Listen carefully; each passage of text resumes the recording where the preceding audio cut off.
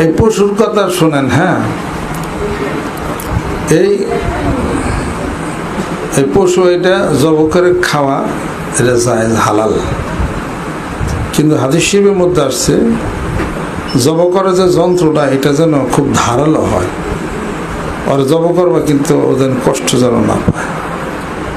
এটা হলো জীবের প্রতি ইসলামের কত আইন, সূক্ষ্ম আইনগুলি। কাজে এরপরে এর রুহ, জানটা যখন বের হয়ে যাবে, পুরা শরীরটা যখন নড়াচড়া বন্ধ করবি, তখন একে তোমরা গোস্ত বানাইতে পারো, করতে পারো। অনেকে আছে না, গরুর পাওটা ঠ্যাংটুং নড়ে, তারপরও কারকে চুরি দেখাটে। এটা হাদিস বিরোধী কাজ, সাবধানে কাজ করবেন না। ওরা একবারে ঠান্ডা হতে দিবেন, যাতে আর কোনো নড়াচড়া স্পন্দন যেন না থাকে। গরুটা নড়ে জব হয়েছে, পাও ছাড় দেয়, এই পাও কাটতে থাকে। এটা কই পেয়েছেন আমরা? এটা হাদিস শরীফে নিষেধ।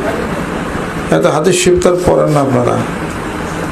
আর এরপরে তোমরা এটাকে জব করো এমন জায়গায় মানুষ যেন না দেখে, একটু আড়ালে।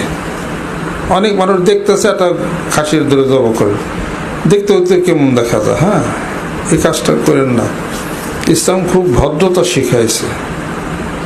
কাজে সে তার জীবনটা দিয়া আপনার সব ঋণটা শোধ করে গেল, আপনি তারে জল্লাদের মতো, পিয়ের মতো কোনো মায়া মহব্বত ছাড়াই তারে জবটা করতেছেন।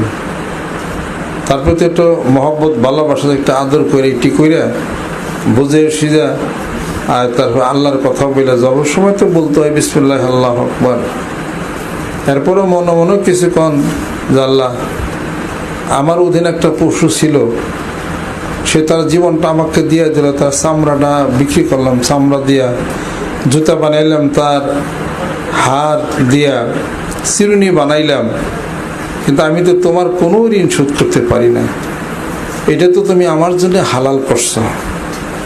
একটু ভিতরে মায়া নিয়ে কাজ করেন। ফট করে খাসিটার ধরে দুই ঠ্যাং বাইন দেয় হেরে, তারপরে ঠ্যাং দেয় চাপা দেয়, একলাই জব করে। ওই সমস্ত গিলা ভদ্রতা সভ্যতা পাইছে। নিষ্ঠুর হওয়া তো ঠিক না। এগুলা খাসিটা জব করলেন, কিন্তু এটা নিষ্ঠুরতার প্রতীক। এটা চাকুটা খুব ধারালো লাগবে, এরপর জব করার পরে ওটার হাত পা নড়াচড়া, স্পন্দন বন্ধ হয়ে যাবে। তারপরে ওটা কাটেন, চামড়াটা ছুলেন, হ্যাঁ, একটু আড়ালে নিয়ে নেন। এগুলো শেখার চেষ্টা করেন, এগুলো আর কইব খারাপ নয়। তারপরে যাই হোক, তারপরে একটা দোয়া আছে কুরবানির, ইন্না সলাতি ওয়া নুসুকি ওয়া মাহইয়ায়া মামাতি লিল্লাহি রাব্বিল আলামিন, বিসমিল্লাহি আল্লাহু আকবার।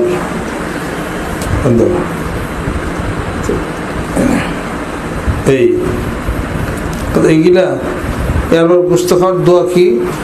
আলহামদুলিল্লাহিল্লাযী হুয়া আশবা'না ওয়া আন'আমা আলাইনা ওয়া আবদালা। এই সামনে কুরবানির গোস্ত খাওয়া আসতেছে। কুরবানির গোস্তের মধ্যে কোনো রোগ বালাই নাই। অ্যালার্জি আবার কারে কয়? খাইবেন চোরাইয়া, ইনশাল্লাহ তাআলা কিচ্ছু হবে না। এটা খুব পবিত্র। এটা সারা বছরের গোস্ত আর কুরবানির গরুর গোস্ত আর খাসির গোস্ত বহু বেশ কম। এটা আল্লাহর নামে দিতেছেন এবং আপনি সব এটার উপর একটা রহমত বরকত আছে। হ্যাঁ, কাজে এই গোস্তটা কিন্তু অন্য গোস্তের মতো না। এটা এর মধ্যে কোনো অসুখ বিসুখ নেই, খাইবেন ঠেলা ঠিক মতো।